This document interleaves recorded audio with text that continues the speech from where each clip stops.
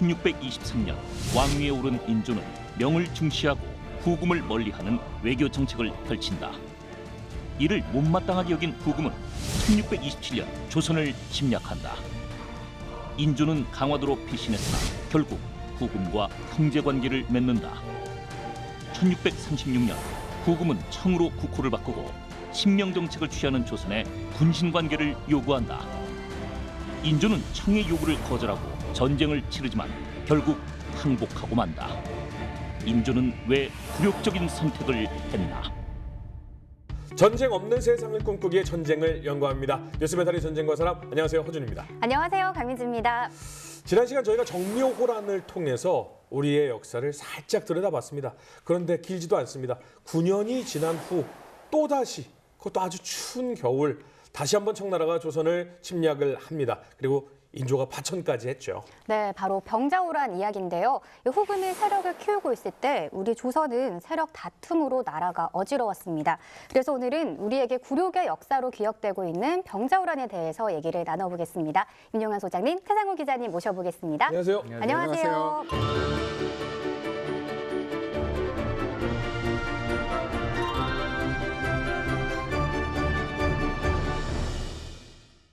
네, 지난 시간에 정묘호란을 했잖아요. 오늘은 병자호란입니다.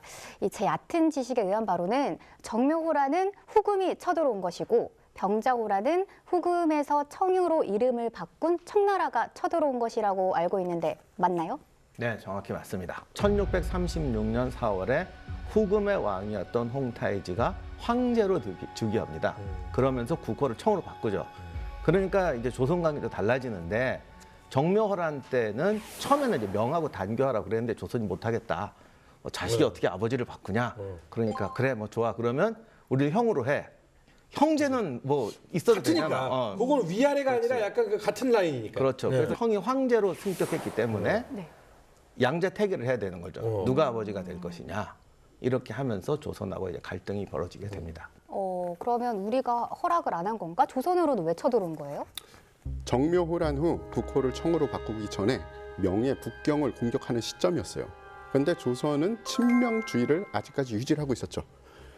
그냥 명나라랑 전투하기도 좀 그런데 뒤에 조선이라는 이 깔끄러운 존재가 있으니까 그 전까지는 형제 관계였다가 이제는 군신 관계로 바꾸자라는 요구 조건을 했고요.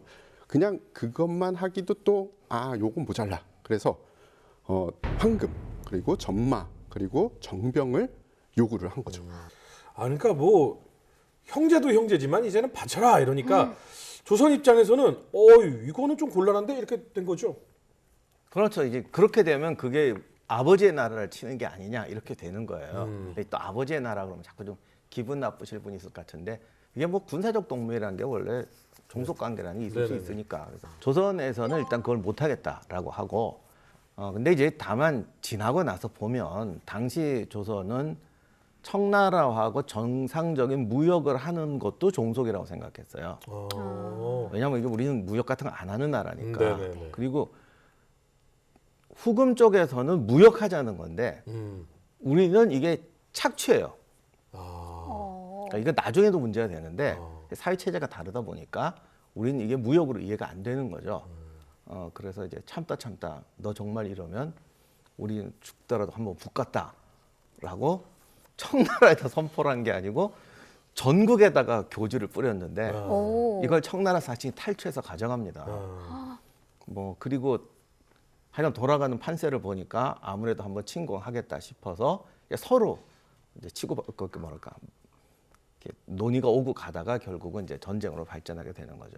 이런 것은 어디까지나 명분론적인 거고 기본적으로 청의 목적은 조선 정복은 아니에요. 네. 그러니까 목적은 중국이에요. 그런데 예를 들면 조선도 정복하고 중국도 정복하면 자기들이야 좋겠지만 만주국 입장에서는 인구가 부족하기 때문에 명나라를 정복하려고 해도 만주의 일부를 비워놓고 들어가야 될 정도예요. 그리고 사실 만주족이라는 것도 없었어요. 원래는 그 안에 여러 종족이 있는데 만주족이라는 이름이 생긴 것도 우리는 이제 하나의 형제야. 그리고 이제 중국을 치자 이렇게 해서 간신히 어떻게 이렇게 통합을 시킨 건데 조선이 거부를 하니까 조선의 군사력에 대해서 이 사람들이 크게 이렇게 두려워하지는 않았지만은 일단 자기들이 중국으로 들어갔을 때 빈 땅을 조선이 뒤에서 치면 우리가 위험할 수 있다라고 생각했기 때문에 조선을 굴복시켜 놔야 된다고 생각했던 거죠. 그러니까 지금 우리가 보면 황제로 모시냐 뭐 형으로 하냐 이게 뭐가 중요하냐 싶지만 당시에는 그게 국제 질서의 형식이기 때문에 니네가 우리한테 마음으로 진정으로 복종해서 우리를 앉혀야 된다. 지금 같은 평화조약 맺으면 되지 않냐 그러지만 옛날엔 그게 아니지. 그렇죠. 그래서 이제 이런 문제가 터진 거죠. 아니 정묘호라는 그 후금이 기습을 한 건데 이때는 조선이 이렇게 청의 요구를 듣지 않았다는 건 조선도 우리도 전쟁할 준비가 되어 있다 이런 것이었나요? 사실 조선이 그러니까 이게 참 우리가 역사에도 두 가지 오해가 있어요. 조선은 전쟁 준비 안 하고 놀았다. 임진왜란 쳐들어올 때도 놀았다. 아니에요. 의외로 준비 많이 하고 네. 당연히 준비해야지. 그걸 어떻게 안 하고 국가가 유지가 돼요. 그래서 임진왜란 중에 벌써 후금을 걱정을 해요. 야 저것들이 이거 좀 심상치 않은데. 그래서 이제 후금을 대비한 전쟁 준비를 합니다. 그리고 정묘호란 끝나고서 또 당했으니까 또 하죠. 그래서 기본적인 게 일단 방어 전략을 보면은 압록강, 청천강, 대동강, 임진강을 건너야 서울까지 옵니다. 네. 그러니까 이 강을 중심으로 방어선을 치는 것이고 중간에 방어 거점을 만들죠. 그래서 거기서 최대한 저지를 해줘야 돼요. 왜냐하면 우리나라는 상비군이 적고 전쟁이 나면 동원해서 군대를 모으기 때문에 시간이 걸리거든요. 그러니까 1차, 2차, 3차 방어전에서 막아주는 동안에 우리가 이제 병력을 모아서 반격한다. 이런 방식인데 이게 정묘호란 때 해봤더니 얘들이 또 몽고 기병까지 동원해가지고 내려오니까 그냥 순식간에 오더라. 그래서 우리 동원 병력이 오기 전에 오니까 인조가 강화로 피난 갔잖아요. 그래서 나름대로 그걸 반성해서 뭐가 문제니 그랬더니 3차 방어선이 없습니다. 그래서 이제 황해도에 또 굉장히 노력해서 3차 방어선을 만들고 우리나라 인구의 절반 이상이 이제 삼남지방에 있거든요. 그러니까 삼남지방 병력을 모아서 어디로 집결시킨다. 이게 남한산성이었어요. 그리고 그걸 황해도로 보내면 황해도에서 이제 그때 상황에 알아서 판단하는 거죠.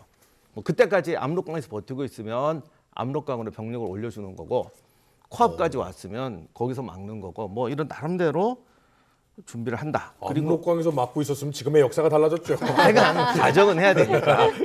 그리고 이제 이도저도 안 되면 강화로 피난 간다. 그래서 또 이제 강화도 굉장히 이제 그 요새화하고 노력을 많이 합니다. 정묘호란 때 인조가 피신했던 강화도까지 보강을 했다는 거는 유사시에 강화도 파천까지 계획에 포함을 했다는 거잖아요. 그것보다 근데 더 중요한 게 이 전쟁을 하려면 일단 잘 싸워야 되잖아요. 군인 양성은 안 했나요? 그것도 벌써 전쟁을 2번이나 했기 때문에 그때 하는 말이 뭐냐면 우리나라 군대의 장단점은 우리 주변에 있는 모든 나라가 다 한다. 우리 주변에 있는 모든 나라를 봤자 중국하고 일본하고 만주 그치 뭐 저 오키나와나 뭐 태국에서 아는 거는 신경도 안 쓰니까 여기서 다 한다. 우리 군대의 장단점을 다 한다. 그래가지고 노력을 많이 합니다. 이걸 나열하면요 2페이지 나와요. 의외로. 야, 제도를 잘 정비해놨네. 네, 그래서 뭐 어영청 훈련도가 뭐 하고 뭐 하여간 뭐 많아요. 생각 외로 많습니다. 그래서 그걸 다 일일이 말을 못 하는데 이제 뭐 크게 보면 다 아는 거지만 훈련도감이나 어영청, 수호청 같이 상비군 전문화된 군인 요거를 만들 수 있는 군대를 이제 별도 부대를 만들고 그다음에 이제 제일 컸던 게 사실 소고군인데 소고군이라는 건 전시 체제가 되면 양반 평민 다 이렇게 모아서 지역 단위로 군대를 편성하는 거예요. 그게 뭐 대단하냐 그러는데 이게 임진왜란 때부터 말이 많았어요. 양반이 어떻게 노비랑 섞여 싸우냐. 야, 전쟁까지도 참. 지금 보면 좀 그렇지만 어쨌든 그걸 뛰어넘어야 되니까 네. 굉장히 불만이 많았는데 그걸 국가가 이제 밀어붙여요. 이건 양보 못한다. 그래서 이제 밀어붙이고 그리고 이제 뭐 묵과 같은 것도 마구 증설하고 이제 화약도 이제 증산 화약 만드는 게 실제로 굉장히 어렵거든요. 그래서 이거 만드느라고 굉장히 하고 뭐 이거 말고도 많은데 하여간 무지하게 의외로 노력을 많이 했어요. 그러네요. 근데 이 정도면 의외로 우리가 병자호란 준비 많이 했네라고 생각하시는 분들이 분명히 있을 겁니다. 근데 기본적으로 항상 호란 이런 얘기를 들어보면 겨울이에요. 예. 천고마비, 그러니까 겨울을 대비해라 이러는 말이 있는데 항상 겨울이거든요. 그것도 알았어요. 네. 쟤들이 쳐들어오려면 압록강에 얼음이 오는 그쵸. 거 온다. 네. 그래서 사실 특별한 거 아니면 얼음이 오는 기간도 되게 알잖아. 네. 하루 이틀이야. 그렇죠. 그것도 말 달릴 정도 얼음이 오는 건 되게 어느 때쯤에 온다. 이런 거 다 알아요. 그리고 이제 또 하나 청나라 군대가 기병에 속전속결한다고 그러지만 네. 그거는 이제 군대로 만들어진 다음이고 걔들도 사실은 전국에 있는 이 불악에서 끌어모아야 되기 자체. 때문에 동원령 떨어지고 하려면 거의 10월 달, 8월 달부터 준비를 해요. 그리고 또 모여서 편지하고 그래야 되니까 네. 사실 심양에는 그러니까 음력 10월, 그러니까 10월 11일부터 이거 음력 기준으로 10월 11월부터 군대가 모이고 있었어요. 그러니까 이걸 또 조선의 통역관이 봤죠. 그렇죠. 그러니까 와서 보고를 한 거지. 그치. 얘들 아무리 지금 군대를 모으고 있습니다. 그랬더니 계산이 딱 나오잖아요. 그치. 날짜 계산해 보니까 압록강 얼음이 어느 게 제가 음력으로 말씀드릴게요. 네. 12월 10일쯤이다. 그러면 빨리 선동원하자. 삼남 지방에 이제 군대를 동원해서 압록강에 배치하자. 네. 그럼 이제 얼음 풀릴 때까지 배치하면 되니까 뭐 거기까지도 얘기를 해요. 여기까지는 다 좋은데 너무 좋은데? 네. 예. 이제부터가 문제야. 왜요? 병력 동원하지 않는데 안 해요. 왜요? 저기서 지금 병력 동원해서 올 건데. 안 하자고는 안 하고 네. 병력 동원하면은 군량도 마련해야 되고 백성들이 힘드니까 천천히 하자. 아 근데 천천히 하면 얼음 녹아. 그럼 야 이거 얼었다 녹으면 안 올 테니까 그때까지 한번 보자고 이거요? 아니지 그 안 했다 그러면 책임을 져야 되니까 해. 근데 천천히 해. 그러니까 천천히 하다가 얼음이 녹으면 안 해도 되잖아. 그럼 그냥 맞겠다는 거잖아요. 이거 옛날에 우리 할머니가 이런 말 했는데 이런 말 들으면 말이야 방구야. 하지만 법에는 안 걸리죠. 난 하라고 했어. 하라고 했어. 하라고 했어. 와 너무한다. 그리고 백성을 너무 사랑해서 천천히 하라고 했을 뿐이야. 근데 이렇게 미리 알았는데도 불구하고 들어왔을 때는 정작 늦게 알았잖아요. 이게 언제나 이 전투에 지는 군대는 굉장히 계획이 복잡합니다. 그리고 서류상으로 보면 완벽한 것 같아요. 네. 지금 딱 어떻게 보면 그런 케이스가 있습니다. 9일에 이제 도강을 시작을 하죠. 네. 근데 12일에 알게 됩니다. 이게 뭐야?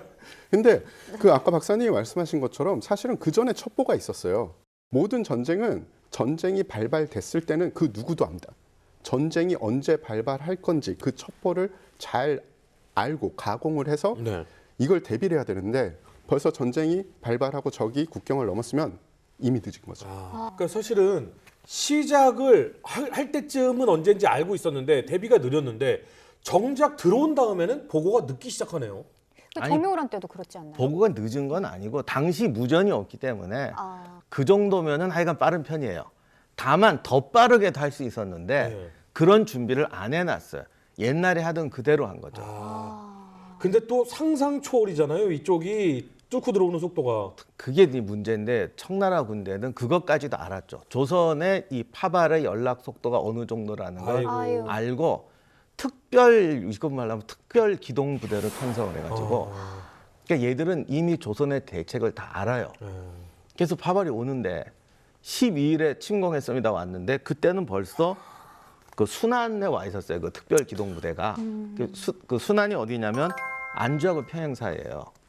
그 다음 날 야 이거 너무 가까이 오는데 뭐 이거 어떡 할까? 뭐 피나 아니야 버텨보자 할 때는 벌써 개성까지 와 있었어요. 아이고. 사실 14일 날 강화로 가자 그럽니다. 그랬는데 가족들 왕실 가족이나 이런 사람들은 가라. 근데 그때 안주까지 온 줄 알았어요. 그때 보고는 안주에 왔다고 보고가 들어왔거든요. 그럼 이게 좀 추산을 해야 될 거 아니야. 속도가 있으니까. 그치. 근데 이제 안주에서 막아줄 거라고 철저하게 믿었기 때문에. 안주했구만. 그래서 기다려 보자 그랬는데 왜냐하면 이게 가까이 올수록 조선군 전령도 오는 속도가 이렇게 네네. 하니까 개성에서 보낸 거예요. 네. 지금 개성 통과했습니다. 그거는 이제 거의 같이 왔죠. 그때 이제 난리가 난 거지. 2차 대전 공부하시는 분들 굉장히 많은데 전격전이라는 게 그때 후퇴하는 사람들의 속도보다 진격하는 사람들의 속도가 더 빨라서 오는 전차 보고 막 경례한 뭐 에피소드 있고 있잖아요. 이거가 이미 이때 완성이 돼 있는 청나라였어요. 그러니까 사실 그 전에 몽고군도 이렇게 했어요. 오. 왜냐하면 정교군이 방어선이 무너지면 얘들이 통으로 밀려나가잖아요. 여기서부터 꼭 파도가 뒤로 가는 것처럼 대병력이 무질서하게 뒤로 가게 돼요. 근데 이제 훈련된 전차부대나 이런 기동부대는 자기가 뚫고 가잖아요. 네. 그러니까 얘들이 뒤에 가다 뒤쪽 파도를 엉킬 때 네. 얘들은 화살처럼 뚫고 가는 거죠. 근데 사실 이거 옛날부터 한 거야. 진짜 옛날부터 한 거야. 그 이들의 목적은 빠르게 가서 강화로 못 가게 만드는 거였죠. 그러니까 이제 강화로 못 가게 가는 게 일차적인 목적인데 네. 그럼 왜 강화로 못 가게 하느냐? 네. 근본적인 목적은 청나라는 조선을 지배할 마음이 없어요. 네. 왜냐하면 조선을 지배하려면 여기 장기 주둔을 해야 되는데 청나라 전체 병력이 얼마 안 돼요, 의외로. 그러니까 어떻게 보면 조선 사람들이 쟤들이 무슨 명나라를 정복하겠냐 생각한 게 저 병력 갖고 뭘 하겠니? 그냥 이렇게 계속 쓸고나 다니고 만주의 정권을 안정시키는 게 목적일 거다라고 생각했던 것 같아요. 나름 합리적으로. 그런데 청나라는 그걸 가지고 정말 올인하겠다는 생각이었기 때문에 조선에 주둔할 마음이 없으니까 어떻게든지 조선하고 특히 조선은 이제 왕을 잡아서 참 왕말은 잘 듣는 나라거든. 그러니까 이걸 잡아서 단기 승부를 내는 게 목적이었죠. 네, 그럼 청이 확실히 뭔가 좀 더 치밀해 보이긴 하는데 이 청군이 한양으로 들어오기 직전이잖아요. 조선 왕실은 이때 어땠나요? 왕실 가족들은 14일에 미리 강화로 피난을 합니다. 그리고 이때 꼭 챙긴 게 신주. 신주단지 모시고. 종묘에 있는 신주를 챙기고 나중에 강화가 함락되잖아요. 네. 가족보다 그 신주 어떻게 됐냐를 먼저 물어봐요. 그리고 가족은 안 묻어도 신주는 묻고 막 이런 나라예요. 훌륭한 나라죠. 그것이 조선이다. 네, 훌륭한 예. 나라죠. 요 의미는 반어적 어법이 되셨어요. 네. 아무튼 그래서 이때 안주에 있는 줄 알았기 때문에 상황을 낙관하고 우리 왕하고 이제 신하들은 버텨보자 그랬는데 이때 벌써 개성까지 와 있었어요. 근데 이 기병이 하루 평균 78km 속도로 내려왔더라고요. 와, 이게 가능한가? 이게 기갑부대도 힘들. 그러니까요. 힘들죠. 뭐 최신 기갑 부대도 중간에 또 뭐 급유도 하고 뭐 이래야 되니까 적의 저항이 아무리 없다고 해도 저 정도 기록이면 뭐 현재에서도 최첨단 기갑 부대에서도 뭐 쓸만한. 그러니까 전시 진군이 보병 유럽 군대 같은 경우에 보병이 하루에 4km, 7km였어요. 그러니까 걸어가면 되지라고 생각하시는 분이 계신데 그렇게 걸어가는 게 아니라니까 군대는 대포도 끌고 가야 그럼요. 되고. 지금 이 속도면요. 일주일이면 한반도 전역까지 다 진출하는 속도예요. 그러니까 물론 이게 방금 말씀드린 특별 부대이긴 했지만 네네. 어쨌든 이제 이 속도로 내려오게 되죠. 그럼 왕실은 깜짝 놀라서 이제 뭐 대비할 틈도 없었을 뭐 그런 상황이 그러다 보니까 강화길이 막혀요. 그렇지. 강화길이 막히죠. 왜냐면 그때 벌써 이제 홍제원 지나 수색까지 들어오거든요. 그러니까 벌써 길도 알아 얘들이.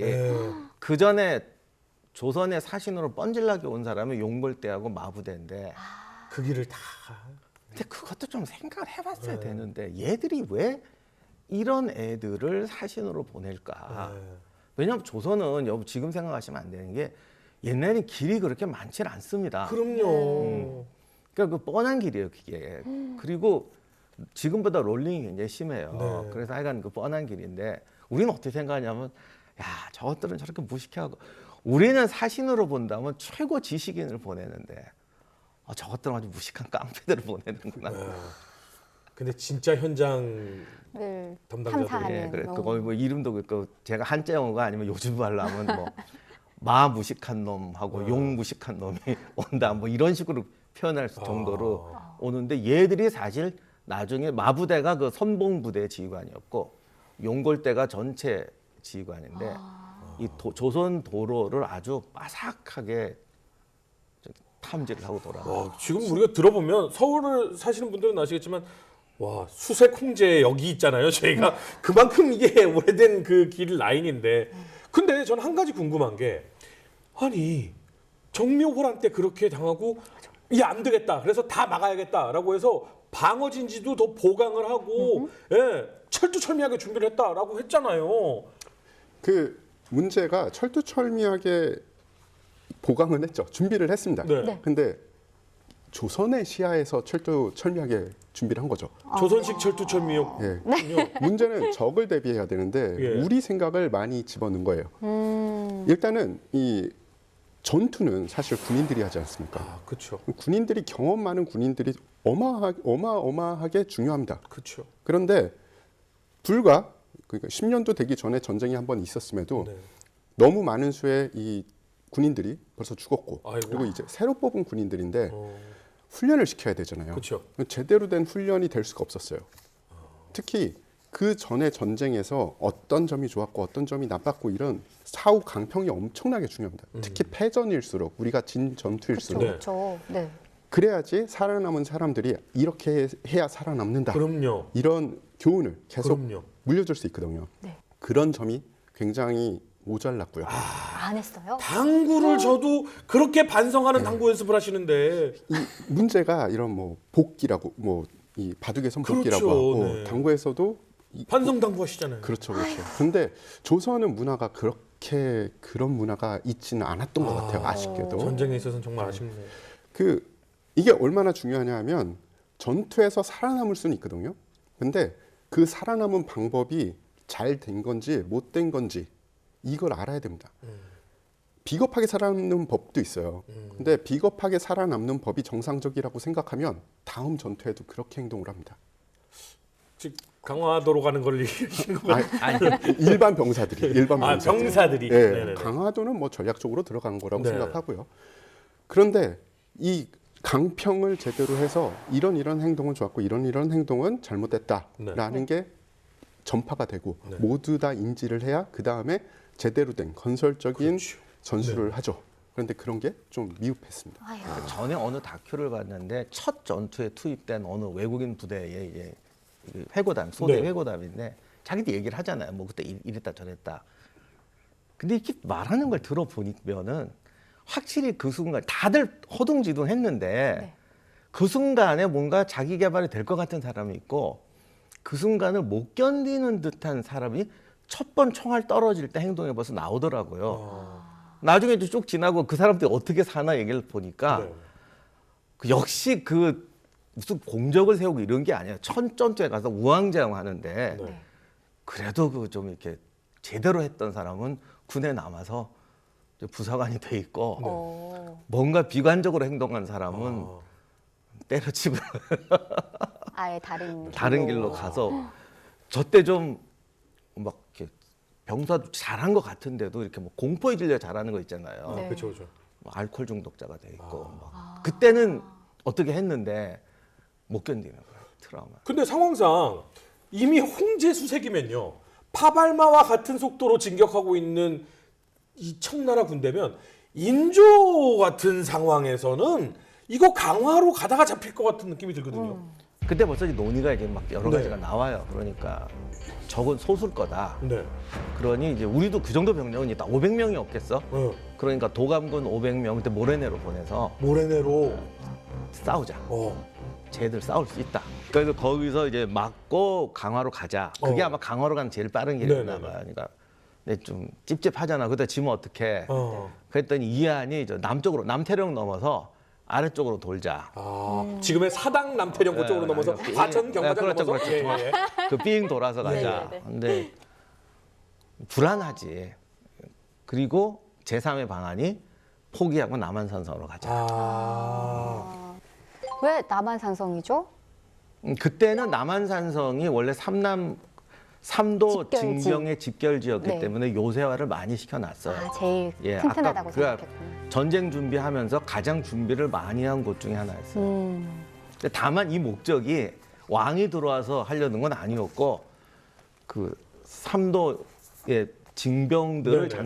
잠깐 삼도의 그 징병들을 모아놓는 주둔지로만 개발한 거죠. 만남의 광장으로 만들어 놓은 거군요. 후금은 청으로 국호를 바꾸고 조선의 군신 관계를 요구한다. 친명 정책을 펴고 있던 조선은 청의 요구를 거절하고 결전의 의지를 다진다. 청의 요구가 무시되자 홍타이지는 10만 대군을 이끌고 조선을 침략한다. 청군이 한양으로 들어오기 직전 인조는 소현세자와 배신을 거느리고 남한산성으로 피신한다. 강병책이 멋있어 보여요. 에이 그때 그냥 네. 들이받 다 그러잖아. 에이, 그때 그냥 물어 뜯었으면 되는 건데 들이받았으면 되는데 네. 사람들은 다 그래. 근데 일이 딱 터졌을 때는 사람들은 대부분 제일 안전한 방법을 안전한 택해. 방법이구나. 그러면 그게 안전한 방법이라고 하는 것은 남한산성이 방비가 잘 돼 있다는 뜻이네요. 그랬어야죠. 예? 뭐라고요? 근데 이 언제나 플랜 A가 있고 플랜 B가 있잖아요. 네. 1계획과 2계획이 있는데 1계획은 방비가 잘 돼 있죠. 네. 안타깝게 거기가 강화도입니다. 아, 남한산성에 아예 방비가 없었다. 그건 아니죠. 그렇죠. 남한산성도 이 계획에 포함되어 있었으니까. 네. 하지만 1계획이 아니니 이게 뭐 식량도 한 달 정도. 아. 그리고 모든 전략 물품이 굉장히 부족했어요. 강화도에 어. 비해서. 왜냐면 잠시 임시로 모인 요소이기 때문에 그럴 수밖에 없다는 생각이 드는데 그럼에도 불구하고 남한산성 전투는 꽤 치열했어요.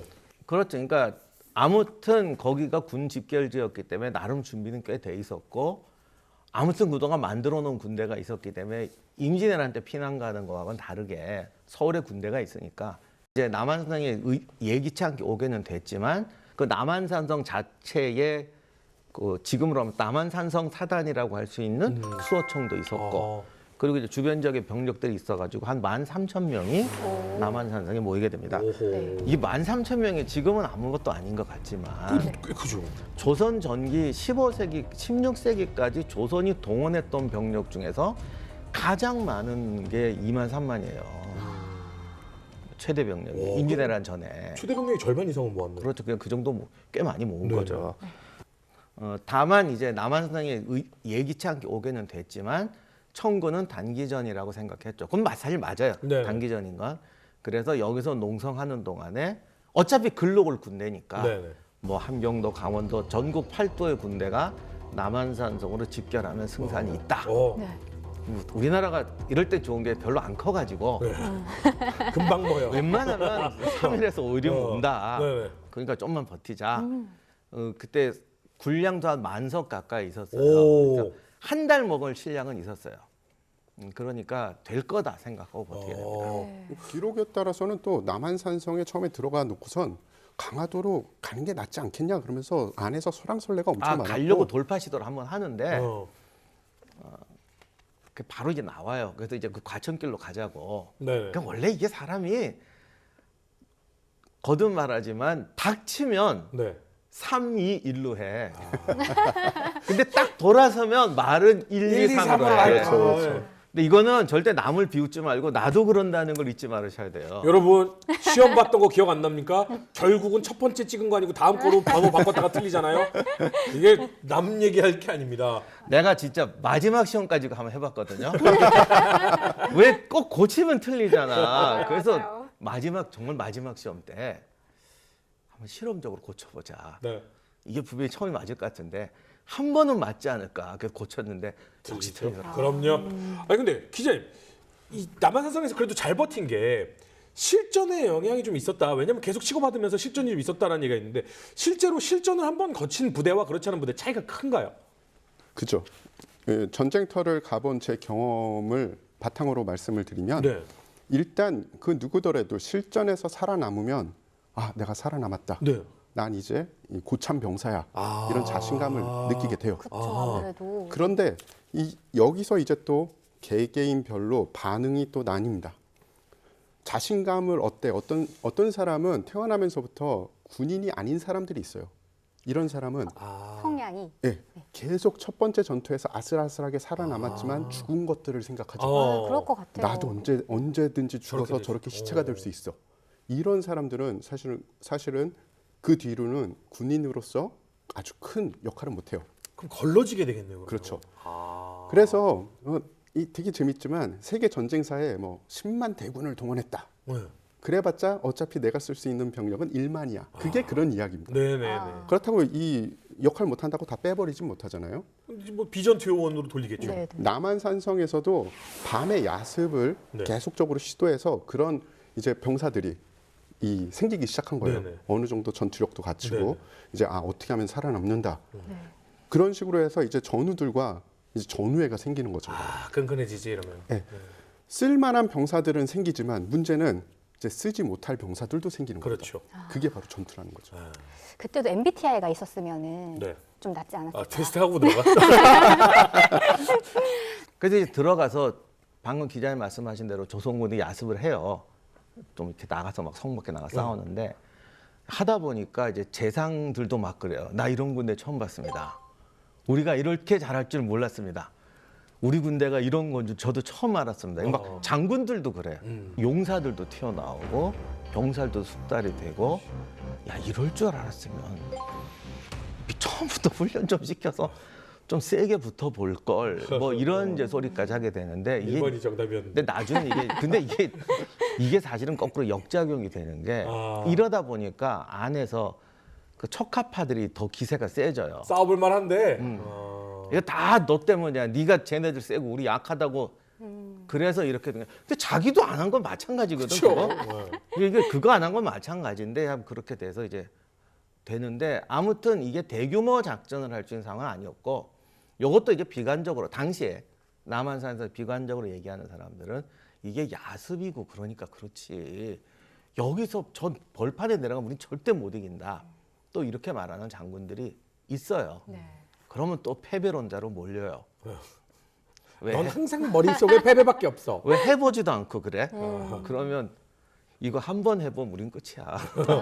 해봤으면 역사에서 사라져. 뭐 이제 이래갖고 그 안에서 논의가 되는데 이건 영원히 답이 없어요. 영원히 답이 없는데 아무튼 다만 좀 아쉬운 건 그 실전 훈련 이런 게 안 돼 있다는 건 윗부분의 문제예요. 그러니까 사실 병사들은 열심히 하고 그 이렇게 실전 경험을 이야기하고 하는 자질이 있어요.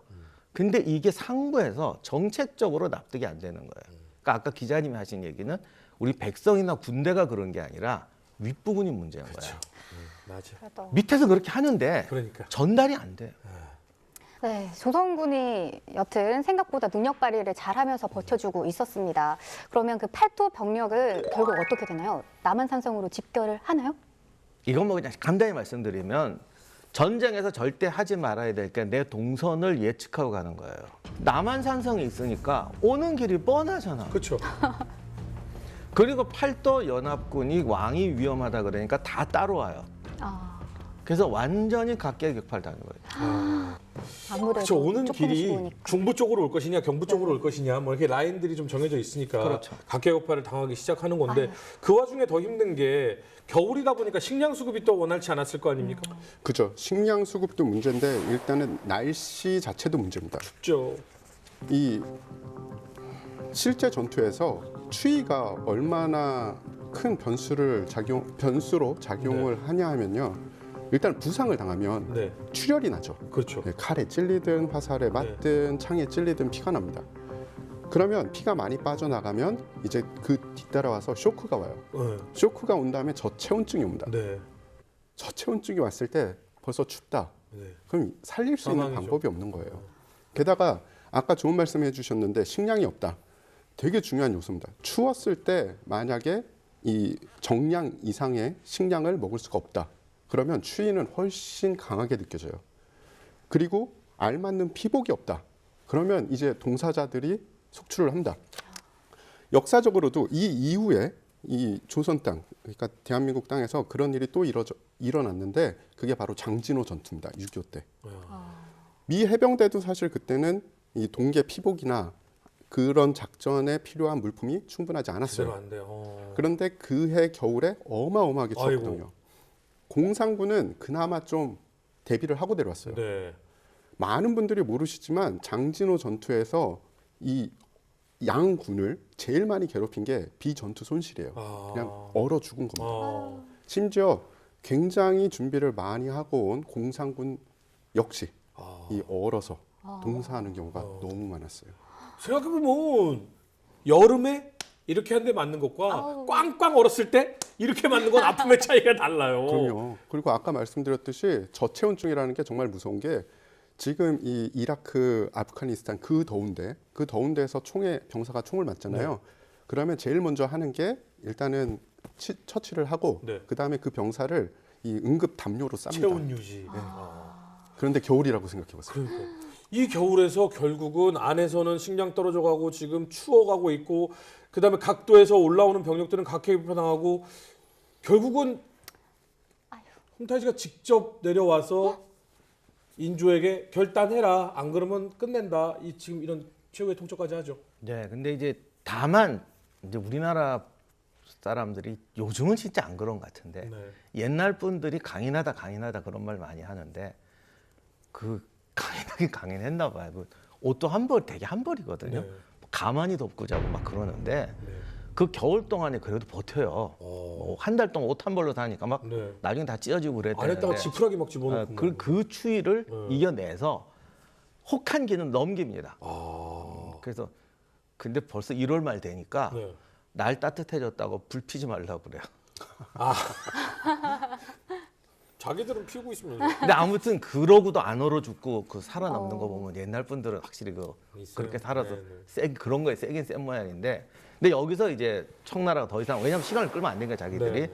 이제 압박 수단을 쓰는데 사실은 들어와서 점령을 해버리면 칼에는 눈이 없다고 이런 데 들어와서 공격하게 되면 학살이 벌어져. 그렇죠. 100% 학살이 벌어지죠. 네. 그러면 이제 얘들은 지금 조선을 복속시키는 거지 정복하는 게 아닌데 학살하고 돌아가면 또 진짜 나중에 복수한다고 쳐들어올 거 아니에요. 그렇죠. 네. 그래서 이제 연구를 해요. 어떻게 해야 이걸 항복을 시키나. 그래서 이제 두 가지인데 인질극. 그래서 강화를 공격합니다. 공주와 왕비가 네, 그래서 이게 남한산성 공략전에서 제일 문제가 강화로 갔더라면 좀 달라지지 않았을까라고 생각하는데 강화도 하루 만에 떨어져요. 그래서 이제 잡았다고 이제 인질로 이제 협상하고 그다음 또 그래도 안 하니까 대포로 포격전을 합니다.